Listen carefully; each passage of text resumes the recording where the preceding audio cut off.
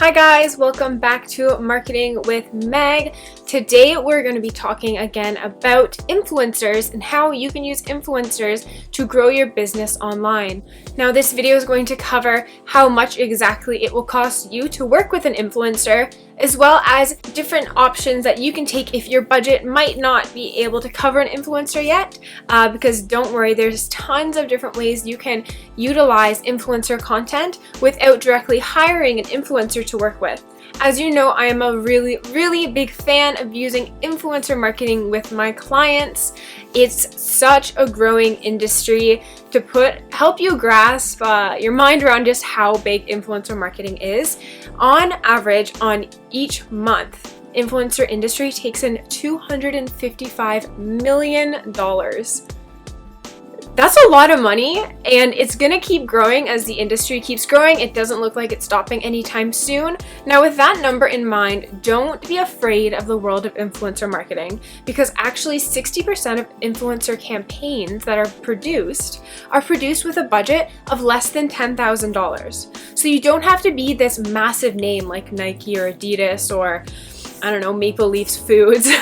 I'm just trying to think of really big companies. You don't need to be one of those top names to use influencers. You can actually use influencers within your community, even if you have a smaller community. And a lot of times you can tailor your campaign to fit your current budget. As always, for the best marketing and content creation tips, make sure you hit the subscribe button as well as the bell notification so that you are notified every time I release a new video weekly. Now, one of my absolute favorite parts about being a coach for social media is helping my clients stay on top of industry trends and new methods that they can use to market their business.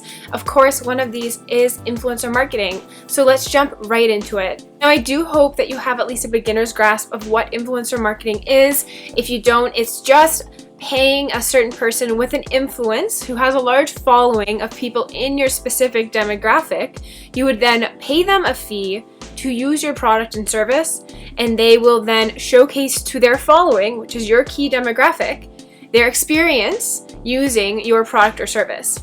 Now, of course, when it comes to influencer marketing, the amount of followers they have will largely depict the price they are going to charge for content. The only true way to understand how much an influencer charges for their content is to ask for their rate card in their media kit. If you don't know what that is, I will link the video below to the last video I made about influencer marketing, where I cover everything you need to know with how to approach an influencer and what you should be looking for when you want to work with an influencer.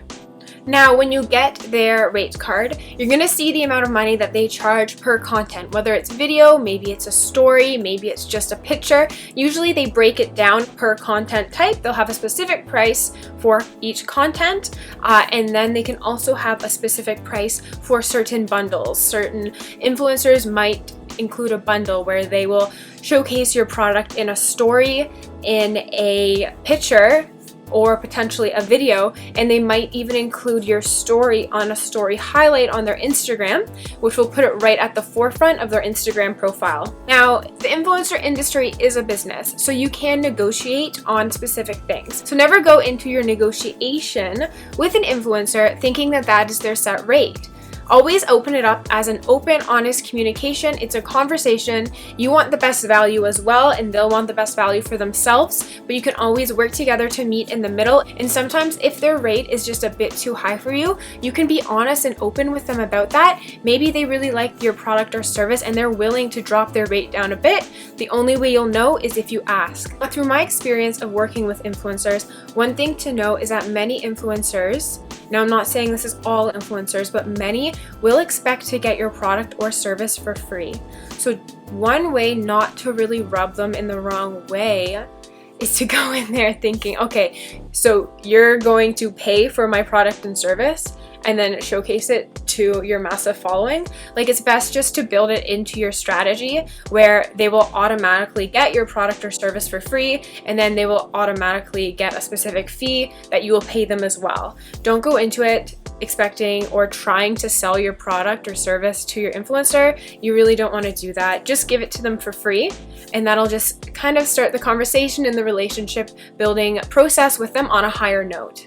Now, before we get further into it, comment below if you are thinking of working with an influencer for your company or your brand. I'd love to know. Leave it in the comment section below and I'll reply once this video has been posted. Now, once you've gathered the right card of potential influencers you'd like to work with, and perhaps your budget might not fit their requirements yet, or your budget's just not high enough yet, don't worry, you can still utilize influencer marketing without working directly with an influencer. Now, you all know how much of a fan I am of looking at your past high-performing content when thinking of new creative content ideas. Well, this kind of runs true with your followers. Like, take a gander into your followers. You might actually have someone with a very large following who's already a fan of your product or service. Now, there's absolutely no harm in asking them if perhaps you were to give them a small bundle of your services for free, if they will broadcast their experience at your business for free across to their social media platform. Now, another option is to look at your tagged posts on Instagram. So if you take a look in there, someone with a large following might have already been using your product or your service, and maybe just because they like it so much, they already posted about it. If that's the case, you can repost their post. So you can go through your tag pictures, you see that so-and-so with a large following has utilized your product. Well, that will boost your credibility to your own following. So repost their post onto your feed. Make sure to tag that influencer in the caption in the picture itself so that they're getting recognition for their content.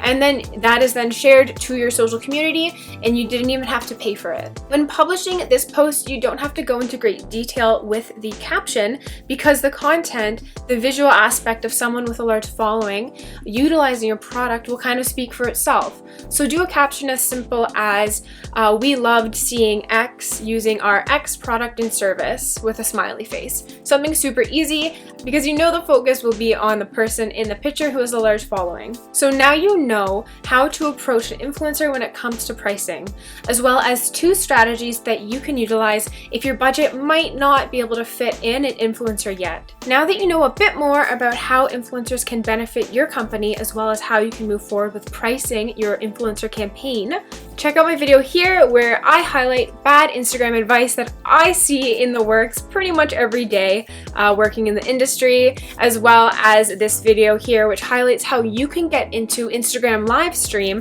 to build your business online. Now, I hope you found value in this video. Don't hesitate to share it with other business owners who you feel might also find value from it. Until then, I will see you all in my next video.